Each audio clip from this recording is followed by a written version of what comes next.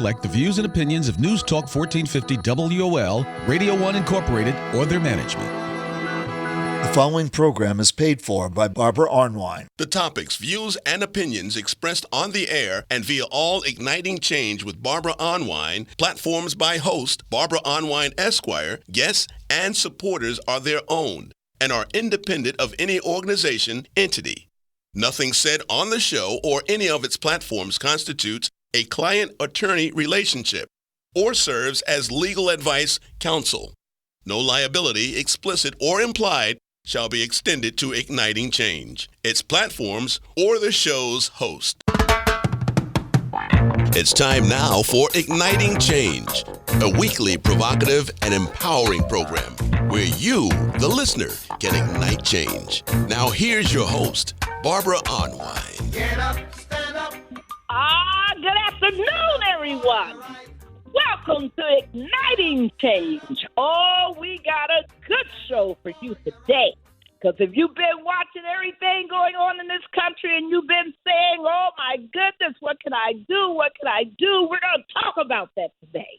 We're going to talk about the attacks on DEI and so much else. But before we get there, I want to introduce my co-host, the mightiest attorney in this country, one of the most brilliant strategists when it comes to racial justice. You know I'm talking about the chair of the board of the Transformative Justice Coalition, none other than Daryl D. Jones. Hey, Daryl.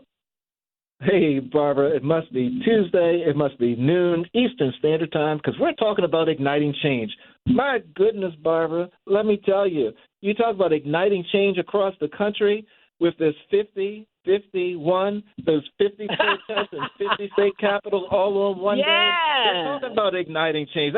That's our type of work, Barbara, getting to the streets and making change happen and making people hear your voice.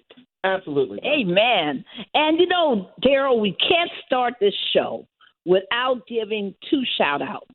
One shout-out, and we're actually sending our best prayers and wishes to everybody who was on that Delta Airlines flight yesterday. They did something I've never seen a plane do in my life. Flipped on its back, upside down. People had to unbuckle themselves, Daryl, and fall before they could even right themselves to travel off that, to get off that plane. And as everyone who listens to this show regularly knows, we did a show just a few weeks ago after the horrible crash, a collision of the American Airlines with the helicopter in D.C. as they were approaching DCA National Airport. And we talked with Senator Chris Van Hollen about air safety and about the need to make sure that our airspace is safe. But folks, do you know that before this crash happened, after the horrible crash in D.C., after all these other, collisions and mishaps and injuries and air deaths even following DCA, that the Trump administration fired several hundred. I didn't say 100 people. I said several hundred FAA workers all across the nation. What in the world kind of administration are we dealing with? Daryl, I call it MIE, the most incompetent ever. I'll take DEI over MIE any day.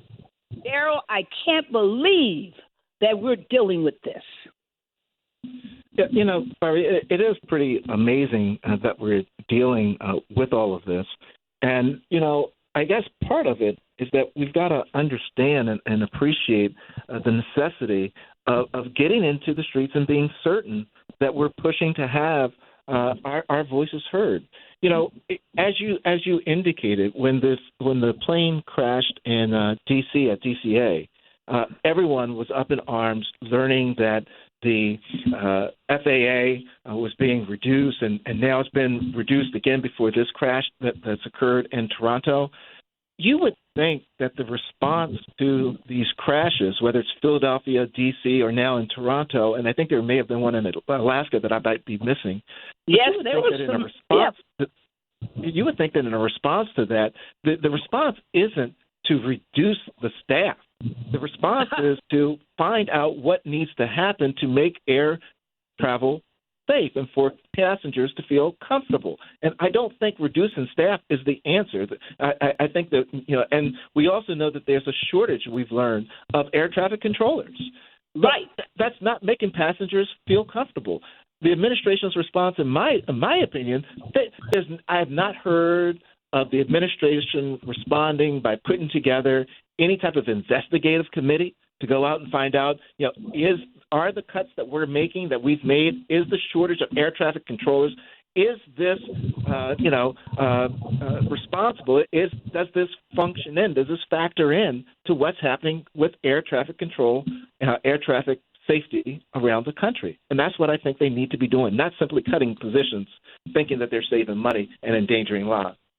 No, they're not trying to save money. I mean, this is all about trying to make it possible to keep those tax cuts for the super rich. People don't get confused.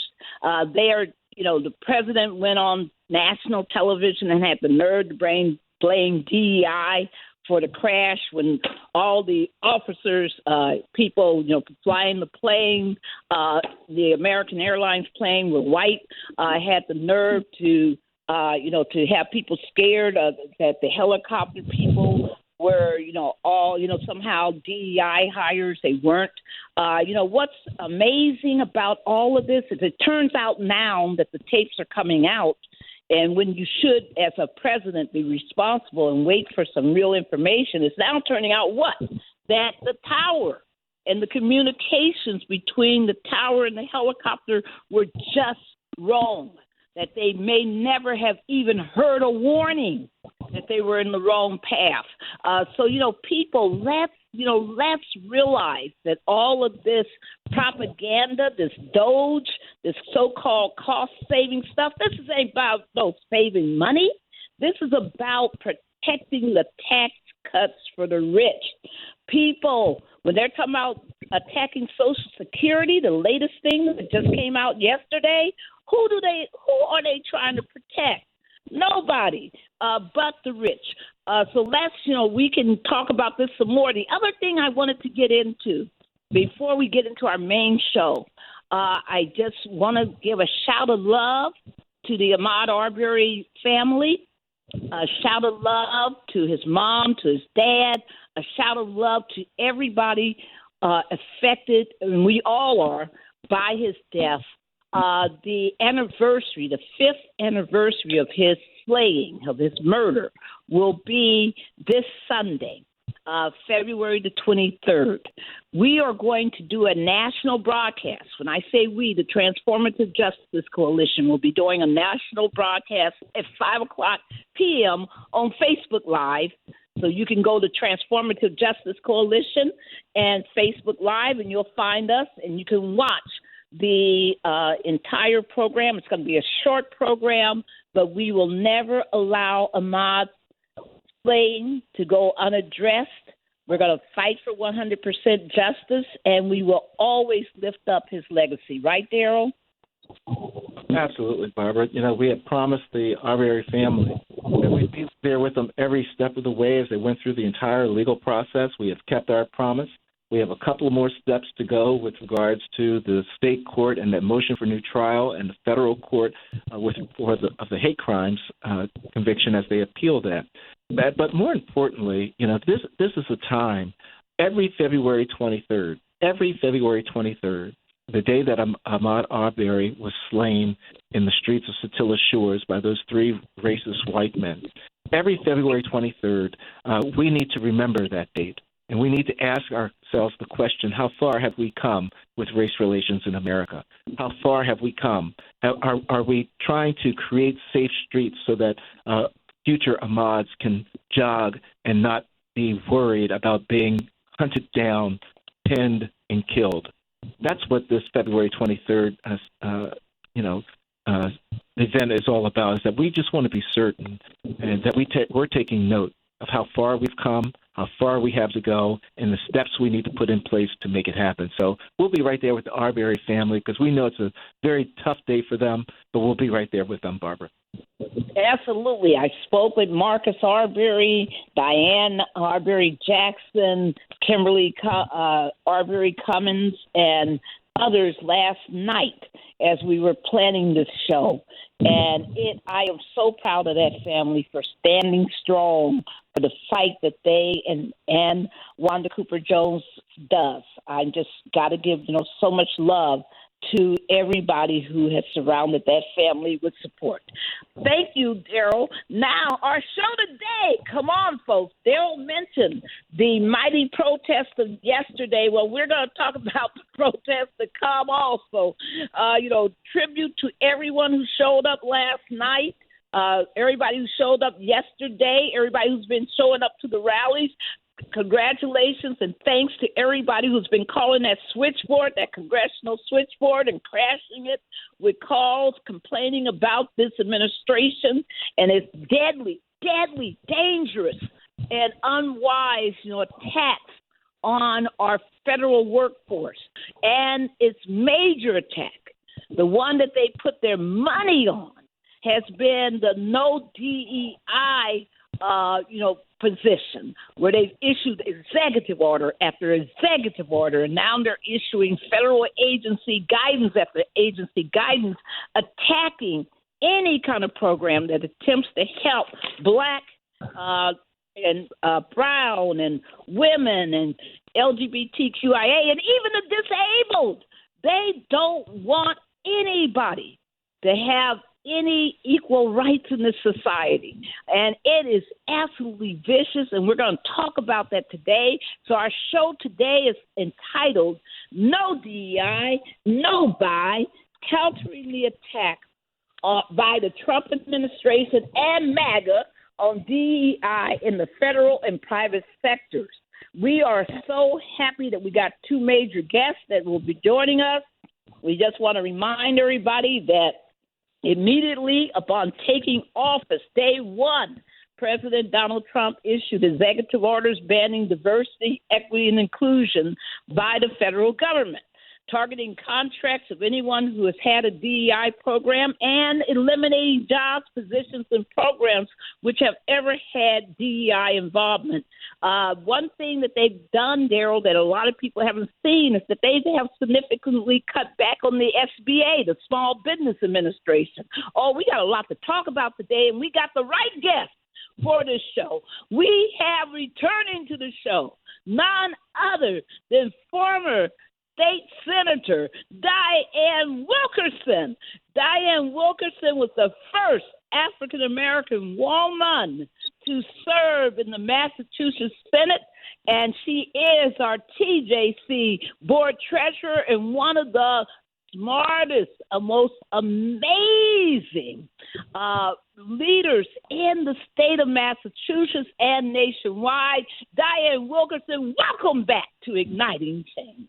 This gets more exciting every week, unfortunately for all the wrong reasons, right? Right. But I am so happy to be here and excited for this conversation today.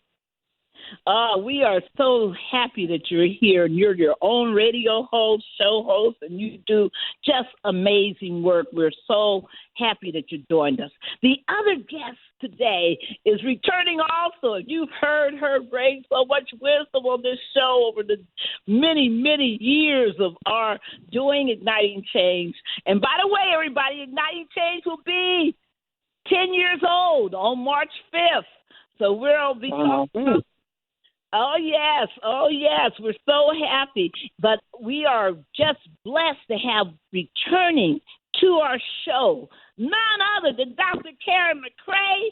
She is the president and CEO of Concerned Black Men of America. She's a board member of the Transformative Justice Coalition and one of those amazing strategists. And her job is to make sure that Black men are working to empower each other and young Black boys and young black youth. Ooh, what does this mean when they come out? No DEI. We got a program for you. Thank you, Dr. Karen McRae, for joining us today.